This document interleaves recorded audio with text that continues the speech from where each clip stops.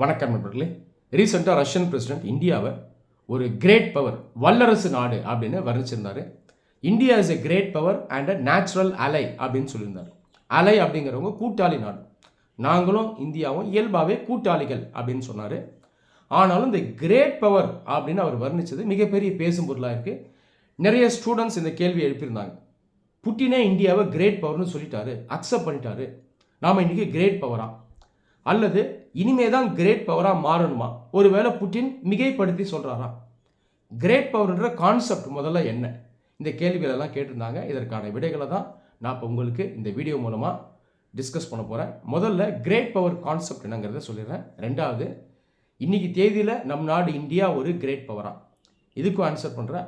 மூன்றாவது, super power, இந்த கான்செப்டையும் நான் எக்ஸ்பிளைன் பண்ணுறேன். வீடியோவை தயவுசெய்து ஃபுல்லாக லிசன் பண்ணுங்கள். சரி, முதல்ல கிரேட் பவர், இந்த கான்செப்ட் என்னங்கிறது சொல்லிடுறேன். கிரேட் பவர் அப்படின்னா வேற ஒன்றும் இல்லை, சர்வதேச அளவில் ஒரு சக்தி வாய்ந்த நாடு தான் கிரேட் பவர் அப்படின்னு சொல்லுவாங்க. தமிழில் இதை வல்லரசு அப்படின்னு சொல்லலாம். சரி, கிரேட் பவர் அப்படின்னு ஒரு நாட்டை நம்ம எப்படி ஐடென்டிஃபை பண்ணுறோம்? இதுக்கு அஃபிஷியல் க்ரைட்டீரியாலாம் கிடையாது.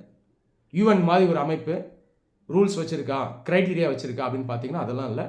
இது சப்ஜெக்டிவ் டிட்டர்மினேஷன் தான். நம்முடைய புரிதலில் நாம் ஒரு நாடை வல்லரசு அப்படின்னு நம்ம சொல்கிறோம். மொத்தம் 4 க்ரைட்டீரியா இருக்குது. 4 க்ரைட்டீரியாவை வச்சு ஒரு நாடு வல்லரசா இல்லையா அப்படின்றத நாம் ஐடென்டிஃபை பண்ணலாம். அந்த க்ரைட்டீரியா என்ன அப்படிங்கிறத நான் இப்போ எக்ஸ்பிளைன் பண்ணுறேன். First criteria, economically very strong. அந்த நாடு பொருளாதார ரீதியாக ரொம்ப சக்தி வாய்ந்ததாக இருக்கும்.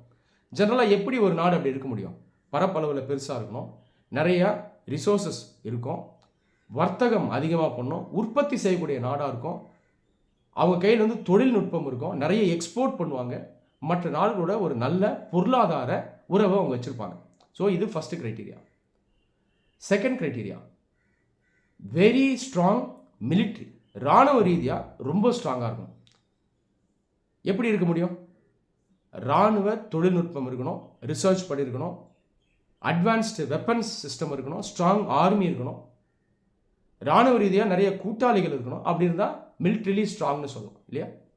அது இல்லாமல் தேவைப்பட்ட அவங்க போர் புரியக்கூடிய நாடாகவும் இருக்கலாம். இது செகண்ட் க்ரைட்டீரியா. போர் புரியணுன்றது கம்பல்ஷன் கிடையாது, ஆனால் ஸ்ட்ராங்காக இருக்கணும். தேர்ட் க்ரைட்டீரியா என்னென்னா, உலக அளவில் பல இடங்களில் அவங்களுக்கு இன்ஃப்ளூயன்ஸ் இருக்கணும், செல்வாக்கு இருக்கணும். இன்னொரு பகுதியில் கூட இந்த சம்மந்தப்பட்ட கிரேட் பவர் அரசியலை தீர்மானம் பண்ணணும். அட்லீஸ்ட் இவங்க சொல்கிறத இன்னொரு பகுதி ஃபாலோ பண்ணணும், கேட்கணும். இவங்களுடைய லீடர்ஷிப்பை எடுக்கிற மாதிரி நிலையில் இவங்க இருக்கணும். அப்போ இன்ஃப்ளூயன்ஸுங்கிறது மூன்றாவது க்ரைட்டீரியா. ஃபோர்த்து க்ரைட்டீரியா என்னன்னு பார்த்தீங்கன்னா சாஃப்ட் பவர். சாஃப்ட் பவர் அப்படிங்கிறது ஒரு நாடு தன்னுடைய அரசியல் கொள்கை, பண்புகள், கலாச்சாரம், பொருளாதார சக்தி இதெல்லாம் வச்சு மற்ற நாடுகளோட ஒரு நல்ல நட்புறவை வச்சுருக்கோம், தன்னுடைய பொசிஷனை ஸ்ட்ராங்காக வச்சுருக்கோம். அது இல்லாமல் தன்னை மற்ற நாடுகள் எப்படி பார்க்குறாங்க, இதை ஒரு பாசிட்டிவ் இமேஜாக உருவாக்கி வச்சுருக்கோம். ஸோ இதுதான் சாஃப்ட் பவர். 4 க்ரைட்டீரியாவை ஒரு நாடு ஃபுல்ஃபில் பண்ணுதுன்னா அதை கிரேட் பவர்னு சொல்லலாம்.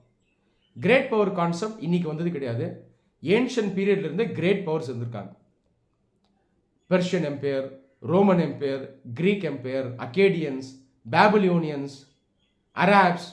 ஸோ இவங்கெல்லாம் பார்த்தீங்கன்னா கிரேட் பவர்ஸ் தான். இவங்க எல்லாமே இந்த க்ரைட்டீரியாவை ஃபுல்ஃபில் பண்ணுவாங்க.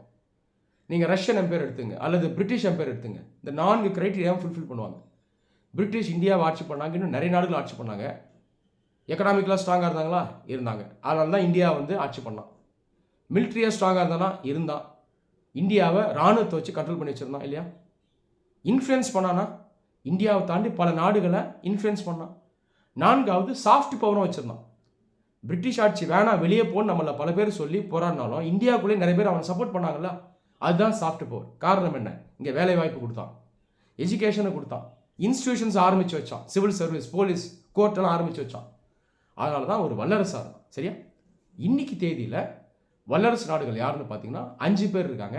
நான் சொன்னது போல் இது சப்ஜெக்டிவ் டெஃபினேஷன் தான், அஃபிஷியல் கிளாசிஃபிகேஷன்லாம் கிடையாது. யுனைடெட் நேஷன் செக்யூரிட்டி கவுன்சிலில் பெர்மனன்ட் மெம்பர்ஸாக இருக்கக்கூடிய 5 பேரை கிரேட் பவர்ஸ்னு இன்றைக்கி நம்ம சொல்கிறோம்.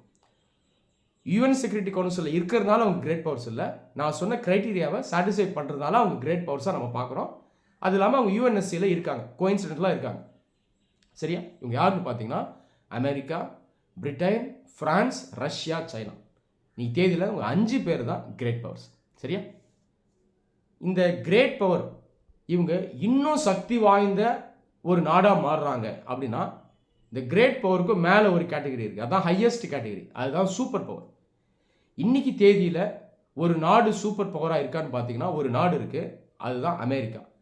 கிரேட் பவரில் 5 பேர் இருக்காங்கல்ல, அதுலேயே அமெரிக்கா வந்துடுது. ஆனால் கிரேட் பவராகவும் இருக்குது, அதுக்கு மேலே இருக்கக்கூடிய க்ரைட்டீரியா சூப்பர் பவர், இதுலேயும் அமெரிக்கா வருது. ஒன்றும் இல்லைங்க, ஃபில்ம் இண்டஸ்ட்ரி எடுத்துங்க. ஃபில்ம் இண்டஸ்ட்ரியில் டாப் ஹீரோஸ் யாருன்னு பார்த்தா நம்ம சொல்லலாம் இல்லையா, விஜய், அஜித், கமல், ரஜினி, சூர்யான்னு சொல்லலாம் இல்லையா.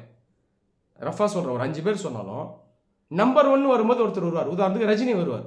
இந்த மாதிரி தான் சூப்பர் பவர் க்ரைட்டீரியா.